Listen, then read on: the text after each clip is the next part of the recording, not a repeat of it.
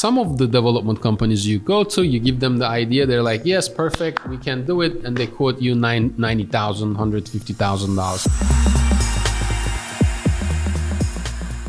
Hello everybody, welcome to Search. This week we will talk about how to do a scope out for a web app development project. Now, John, we get these kinds of projects often, and most of the time the challenge is somebody wants to do a project and they have a specific budget, let's say $100,000, $150,000, and they don't really have a plan of action. They kind of have an idea, and we call that a statement of work. A statement of work is something short and concise, but they don't understand or they don't know that they're going to need an advanced scope out, which is going to iron out the objective, the audience, the technology stack that needs to be done. When a prospect comes to us in this manner, what are the first couple of things that we ask them? So the first thing would be, what objective are you trying to accomplish? The second would be, there's a lot of different things for like each of the businesses that are individual that we need to actually like dig into. So depending on the type of business, you're gonna have a different scope for it. And then the third is your results. So we're gonna want to build out a whole scope program that kind of touch upon all three of those factors. Got it. Again, the first step is to have a statement of work that identifies what the client or what the prospect is trying to achieve. Now, with this statement of work, we'll give an example. Let's say you're trying to do a system where you want to integrate with a bunch of drop shippers or suppliers. Let's say Shopify or eCommerce is in that mix. And then let's say you're trying to build an API integration and you're also trying to automate the PO process.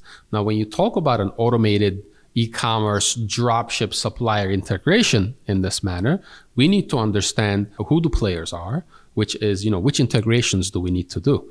Then we need to understand the backend side of things, how the data will flow. Do you have an inventory management system? Do you have an ERP? Which third-party APIs do we need to integrate with? That could be Shopify, or you could be using something like Shipworks or ShipStation that you need a custom flow on.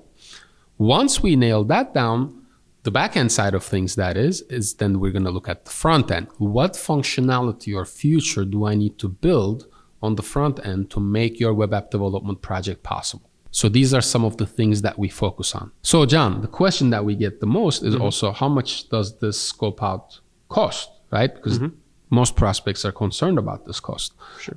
So if I wanted to do a scope out project for something advanced, let's say like a SaaS integration, what would that cost? Well, it really depends. Each project is different, but they usually range anywhere from $5,000 to $20,000 depending.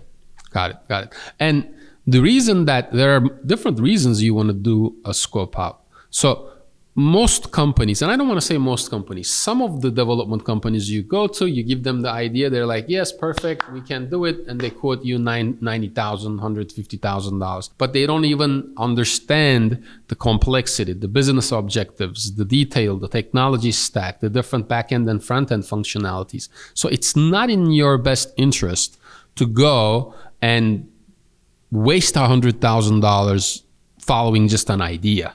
What a scope out enables you to do is the following. You can pay $5,000, $10,000, $20,000 for a scope out. Then you have this technical specification that's going to be 50 to 100 pages. Everything nailed down from single sign-on if you want to use Facebook, Google, or Twitter to create accounts or to log into accounts, to what the payment integrations need to be, et cetera, et cetera, et cetera. Then you take the scope out document and you can actually open it for bid, because then you can get the right pricing from different developers. So it's actually in your best interest from a cost efficiency standpoint and time efficiency standpoint to go through a scope out process. So that's it with the scope out. We'll talk to you guys next week.